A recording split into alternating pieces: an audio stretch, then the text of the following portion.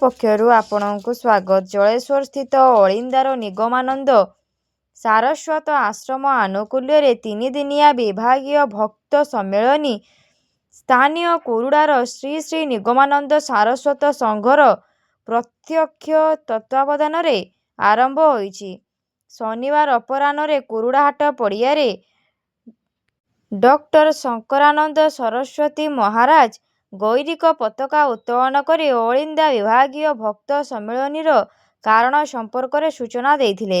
କାର୍ଯ୍ୟକ୍ରମରେ ଟ୍ରଷ୍ଟି ସତ୍ୟବ୍ରତ ନନ୍ଦ, ଭବେଶାନନ୍ଦ ସରସ୍ୱତୀ, ବିଜୟ କୁମାର ନନ୍ଦ, ବିଭାଗୀୟ ସମ୍ମିଳନୀ କମିଟିର ସଭାପତି ଅମର କୁମାର, ସମ୍ପାଦକ ଅରୁଣ ଚାଟାର୍ଜୀ, ବିଭାଗୀୟ ମୁଖ୍ୟ ବିଜୟ କୁମାର ନନ୍ଦ, ଗିରୀଶ ଚନ୍ଦ୍ର ଦାସ, ଅମିୟ ଦାସ, ଭକ୍ତିରଞ୍ଜନ ଦାସ, ହରିଶ ପାତ୍ର, ଗୋପାଳ ଚନ୍ଦ୍ର ଦାସ, ମାନସ ରଞ୍ଜନ ଦାସ ପ୍ରମୁଖ ସହଯୋଗ କରିଥିଲେ।